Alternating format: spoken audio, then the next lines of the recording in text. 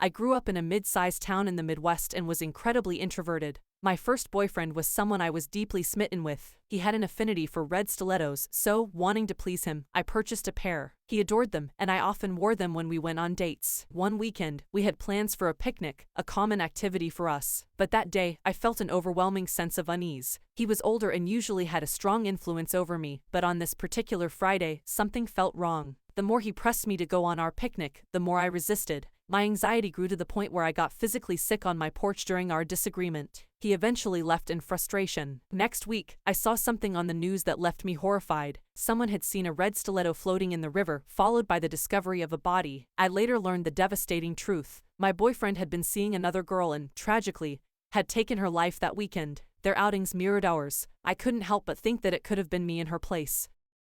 While on the freeway, an SUV towing a trailer with a large mattress abruptly cut in front of me to bypass a slower vehicle. Immediately, a scene from Final Destination played in my mind, prompting me to drop back. That's when another car, annoyed by my slow speed, began tailgating me aggressively. The strong wind caused the mattress to wobble, so I turned on my hazard lights to alert the car behind me. Instead of heeding the warning, they sped past me, making a rude gesture. As they did this, the mattress was lifted high into the air and subsequently flew off the back of the trailer and landed right in the middle of the freeway. I might have been in serious danger had I not distanced myself earlier. Remarkably, because I'd given myself so much space, I also ended up saving the rude driver. We had enough room and time to react and both swerved off the roadside to avoid the mattress. A few years ago, I was supposed to teach a swimming lesson for a group of kids. It was the first lesson, so it was pretty important that I be there. That morning, though, an unexplainable sense of unease took over me. It was so strong that I told my mom I was staying home. I expected her to say something about it, but she had the weirdest reaction. She said she wasn't feeling well and that she was going to stay home from work too. Just a few hours later, I began to feel silly for missing a whole day of work, and then the phone rang. My best friend was checking to see where I was because there'd been a series of explosions on the subway. If I'd gone to the pool as planned, I would have been on the subway at the exact time and exact station where one of the explosions happened.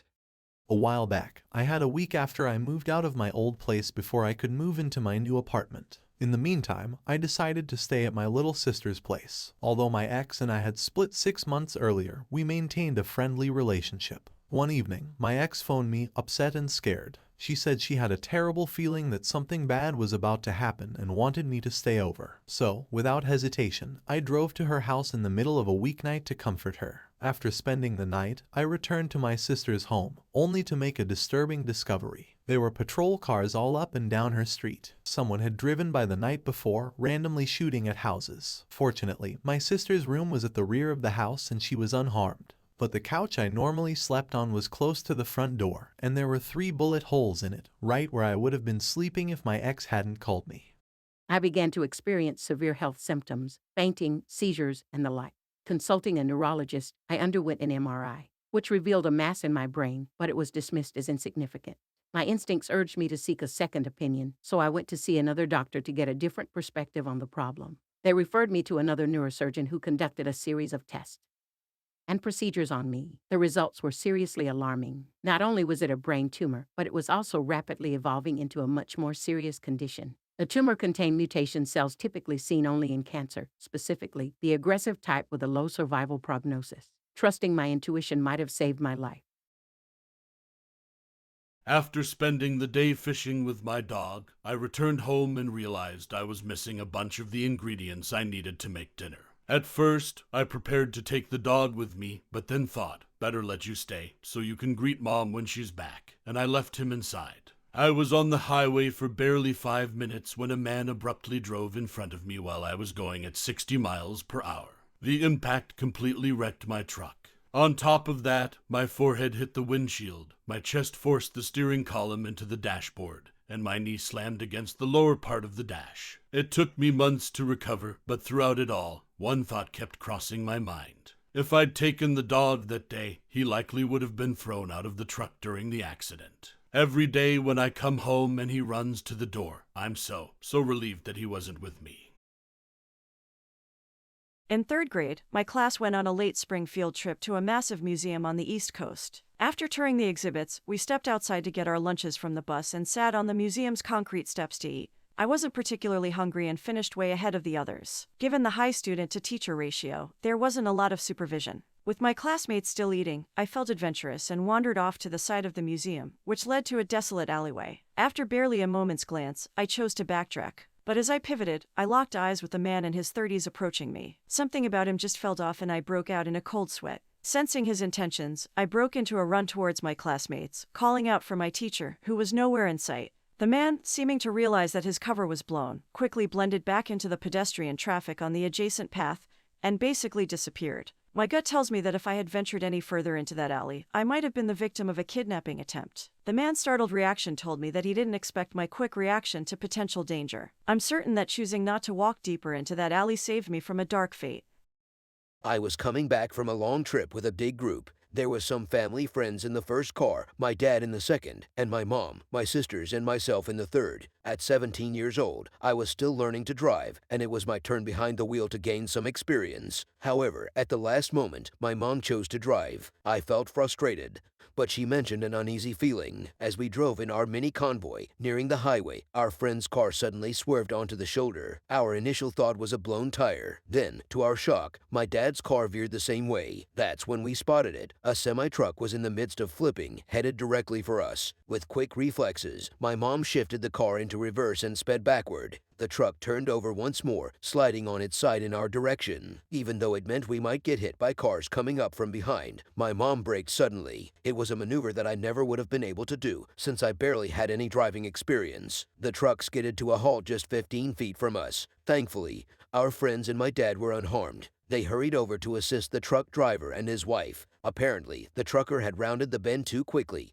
causing his cargo to shift and lose control. The driver's wife had a minor head injury, but miraculously, there were no other injuries. My sister and I visited the city for our birthdays, booking a hotel right downtown. We figured since we were nearby, why not walk to the local bar? We enjoyed ourselves there, but as it got late and the last call neared, I got one more round of drinks. While at the bar, I struck up a conversation with a man who said he was by himself. Thinking it was harmless, I invited him to join us. It was a choice I'd come to regret. Rejoining my sister, I noticed another man chatting with her. The two men claimed they didn't know each other and were from different states, yet their interaction seemed too familiar. Alarmingly, they were quite keen on guiding us to our hotel. Something felt off. Pulling my sister aside in the restroom, I shared my concerns. She believed I was just being paranoid. I insisted that we should take a ride share instead of walking. Yet, when trying to book a ride, both apps failed on me. The bar staff, noticing our discomfort, asked the men to leave and allowed us a bit more time. However, as we exited, the two were waiting outside. The staff ushered us out of the back door. Exiting, we faced a dimly lit bridge on the route to our hotel. Debating whether to sprint, I spotted a city worker on his night shift. We hurried over, explaining what was happening. While discussing our options with him, the two men appeared, confronting us aggressively. The man I'd spoken with at the bar demanded to know why we'd tried to get away from them. I held my pepper spray at the ready and firmly ordered them to leave. The intensity in my voice and my posture seemed to work, and they left, albeit with sinister glares. We stayed put with the city worker, struggling to get a ride without success. Luckily, a group of beat cops walked our way down the sidewalk. I asked them to help us get home safely, and they accompanied us all the way to the hotel. I was truly grateful for their help and glad I hadn't forgotten my pepper spray. Who knows what might have happened otherwise? When I was 8 years old, we had a special quiz at school. It wasn't super important to our grade, but to earn the points, we had to take it home, get a parent's signature, and bring it back the following day. My school was a 40-minute drive away, and halfway through the trip, an inexplicable anxiety gripped me. We were driving in between two large trucks, one carrying fuel and the other cement. Because I was freaking out so bad, my mom pulled over to calm me down. That's when I realized that I'd left the signed quiz at home. Since we were ahead of time, we dashed home to get the quiz and then resumed our trip to school. Roughly 2 miles beyond where we had paused earlier, we encountered a shocking scene. The cement truck had collided into the back of the fuel tanker, causing a massive explosion. The scorched remains of both vehicles, a swarm of emergency responders, and a large area of destroyed road and scorched grass painted a grim picture. Had we continued, our modest old car would have been caught right in the middle of that catastrophe. My mom looked at me and said, "You should always listen to your gut." While on vacation, my ex and I went snorkeling. We had been enjoying snorkeling on the beach the day before without any issues, but something about this afternoon felt off. We were exploring near a rocky region close to a drop-off, and I suddenly had this overwhelming sensation that we weren't alone. I signaled to my ex to come up, and I expressed my unease, pleading with him to return to the shore. He was reluctant since he was enjoying himself, but I was insistent. Once we reached the shore, we noticed a crowd of people pointing towards the water. To our shock, a large bull shark was swimming near the shoreline. Shortly after, we saw a helicopter monitoring its movement along the coast. After that experience, my ex never doubted my gut feelings again. When I was young, I was on my way to a friend's house. A van pulled up in front of me with a man behind the wheel and a woman sitting next to him. Through the partially open window, she asked for the route to a local park. I remembered my school's warnings and also my parents' advice: adults shouldn't seek direction from kids. If anyone does, you have to keep a safe distance to avoid being grabbed. With this in mind, I stepped back and told them that I didn't know where the park was. She asked again, apparently unable to hear me, and told me to come closer. Suddenly, my instincts kicked in, igniting a feeling of danger. In a split second, I considered taking one step forward, just before the van's side door started sliding open. With that wave of fear, I ran off quicker than ever before, making a beeline for my friend's home. Once safe, I relayed the incident to my friend's parents, who dialed my parents and 911. The authorities arrived swiftly, circling around me in the living room to hear me out. As it turns out, this van had prowled nearby before, as 2 other kids from our block shared matching stories. The strange thing was, I felt dread creeping in, even before the van stopped next to me. It took me a few months to muster the courage to make that walk to my buddy's house again. I had arranged to deliver my second child at a birthing center, assisted by a midwife. Labor began at home, and when it got to a certain point, we drove to the center. After 4 intense hours of labor with no progress, they decided to examine my cervix. They saw that it wasn't fully dilated. That's when I firmly expressed my wish to head to a hospital for a C-section. Despite their reassurances that my cervix would eventually dilate, I stood my ground, prompting them to arrange my transfer. At the hospital, I reiterated my request for a C-section. They maintained that all was well and that my baby would arrive shortly, dismissing my C-section request. Their confidence was misplaced. Within a short span, they struggled to detect the baby's heartbeat, and when found, it was plummeting, while my own heart rate surged alarmingly. Everything after is a haze. I was swiftly moved to the OR. The last fragment I recall is my husband being guided out, with me urging him to trust that I'd be all right. When I regained consciousness, my husband was cradling our lovely daughter, and I heeded the midwife's advice over my instinct. The outcome for both my daughter and me could have been tragically different that evening. While working at an oil field, I was assigned to some maintenance on a hydraulic pump jack. I had to be hoisted about 20 feet up by a crane to undo some nuts to remove a component. With the heat, I took off my hard hat, thinking, I'm the highest thing up here, so what's going to hit me? After removing the first nut, I thought about my mom's potential reaction if something went wrong and decided to put my hard hat back on. Then, as I undid the final nut, the unthinkable happened. The pump jack shot upwards because it wasn't depressurized as it should have been. A huge nut rocketed into the air, and as it came down, it slammed directly onto my hard hat. The impact was so strong it brought me to my knees. The crane operator saw me buckle and hurriedly lowered me down. Luckily, I only ended up with a stiff neck and a dented hard hat. I shudder to think what might have occurred if I hadn't put it back on it again. A while back, my then boyfriend and I were looking after his uncle's house. One evening, while my boyfriend was at work, I was getting our toddler ready for bed. While we were in the bathroom, I heard a soft cough outside the slightly cracked window. The house was in a suburban setting, so it could have just been a neighbor, but something didn't feel right. I suddenly got this uneasy, frightened feeling. An inner voice urged me to go check if the back door was locked. I left my little one in the bathroom with a towel wrapped around him and dashed to the back door. As I secured the door, I found myself staring at someone on the other side of the glass, his hand reaching for the door handle on the outside. He began banging on the door and trying to turn the lock, claiming he was searching for another person. I simply responded, "Sorry, they're not here." He persisted with rattling the door handle. Panicking, I raced back to my son and grabbed my cell phone to call for assistance. Since we were house-sitting, I didn't know the house's address or the location of the landline. I dialed 911 from the bathroom on my mobile, the continuous thudding on the back door echoing in my ear. The operator recommended finding a landline, a piece of mail, or anything bearing the house address. Thankfully, I found the landline and made the call. Very quickly, the operator told the authorities were there. I have no clue how they arrived so fast.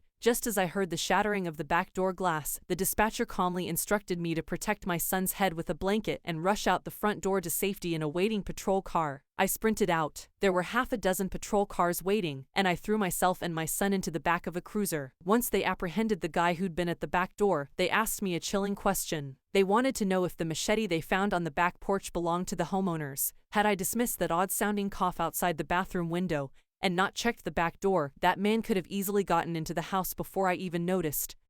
A few years back, we had a massive snowstorm followed by a late arriving spring. Once the snow began to melt, it disappeared fast. So fast, in fact, that it created many streams in some places. During a walk with my dad, we paused to check out a culvert that had been ripped apart by one of these spontaneous rivers. A big tree had already toppled over onto the trail since the soil at its base had entirely washed away. Looking at another tree close to the riverbank, I guessed it might follow suit within a day or two. I'm pretty sure that tree is gonna go next, I told my dad, eyeing it as it swayed gently. Suddenly, it stopped moving. I found myself entranced by it for a few heartbeats. Out of nowhere, an overwhelming urge to flee struck me. I yelled, "Run!" and we took off at once, not daring to glance back as several trees began to topple in a domino effect. The tree that I had been captivated by fell exactly where we'd been standing moments before. When my husband and I were dating, we had just settled into our new house. One night, I woke up around 3 in the morning and noticed he was missing from the bed. I found him on the couch, clutching his stomach, and soon after, he rushed to the bathroom, sick. I got a sudden, intense feeling that something was very wrong. I asked him where his pain was located, and he indicated it was on his right side. That made me anxious. I insisted we drive to the emergency room immediately. Halfway through our drive, he was in so much pain that he made me stop the car, praying for relief. When we reached the hospital, they ran tests and did an ultrasound. They identified a stone and said he'd recover in a few hours, with surgery planned for later. But my intuition told me something was seriously amiss. 6 days later, we met with the surgeon who confirmed my suspicions. She said the stone was lodged and too large to pass on its own, and there were signs of minor infection in his gallbladder. Even though my husband felt okay and showed no alarming symptoms, I was convinced something was wrong. When a slot for surgery became available the next day, I pleaded with him to take it, even though it wasn't convenient for his work schedule. What was supposed to be a routine 45-minute surgery turned into a complex 4-hour procedure. His gallbladder was on the verge of bursting, riddled with infection both inside and out, and even had pockets of salmonella. The surgeon was shocked, saying she'd never seen a case this severe in someone who seemed so well. Even experts from infectious diseases were stunned, commenting that they hadn't expected the patient to be alive. If his gallbladder had burst, he would have faced a lethal sepsis. He spent the next few days in the hospital, underwent multiple procedures, and had a drainage tube for months. However, he made it through, and I believe it's because I trusted my gut from the very beginning. I was at an off-campus party with a friend of my then-girlfriend. We were waiting for my girlfriend to finish work and join us. The vibe from the guys hosting the party was unsettling, so I intended to have a drink and leave with my girlfriend after she got there. As I chatted with a classmate, I turned around, and what I saw made my blood run cold. My girlfriend's friend, who'd seemed fine just a few minutes ago, was now staggering around as a guy tried to lead her to the basement. I intervened, demanding he let her go. Instantly, I was cornered by 3 of his friends insisting they were all just headed downstairs to hang out. Fortunately, the classmate I'd been chatting with stepped in with the group, giving me the chance to guide her out the front door. I immediately called my girlfriend and warned her to avoid the party. We met up at a nearby Waffle House. There, we helped her friend sober up and ensured she got home safely. I had 2 cats. At the time, one was about 1.5 years old, while the other was 6 months. I would occasionally let them outdoors, but always under supervision. On the day in question, the sun was a refreshing change from our usual foggy weather. They were happily chasing butterflies, checking out birds, nibbling on cat grass, and enjoying the catnip I cultivated for them. While engrossed in a book on my patio chair, an eerie feeling hinted that something wasn't right. Glancing up, I caught a fleeting sight of red and dark brown hues reflecting off my sunroom window. A gut feeling told me to act swiftly. I promptly ushered the older cat inside. My gaze then shifted to the younger one, who was basking blissfully on a sunlit patch of cement. Positioning myself protectively over the kitten, I got there just in time to spot a red-tailed hawk swooping around the house's corner, bearing down on its target. Recognizing my presence as an obstacle, the hawk swiftly retreated, abandoning its prey. If not for my intuition, things could have ended very badly for that kitten. On a rare day off, I thought I'd tackle some Christmas shopping. It was late November, and the local mall was promoting some enticing sales. However, as I neared the mall, I was overcome with an unexplained feeling of anxiety. This dread grew stronger, prompting me to divert my journey to Dunkin' Donuts for a quick bite and drink. Despite thinking it was just hunger, the feeling persisted after I finished eating. I drove to the mall, but while sitting in the parking lot, I decided to browse the news on my phone. To my shock, the top headline reported a shooting at the very mall I was about to enter. I immediately headed home and opted for online shopping for that holiday season.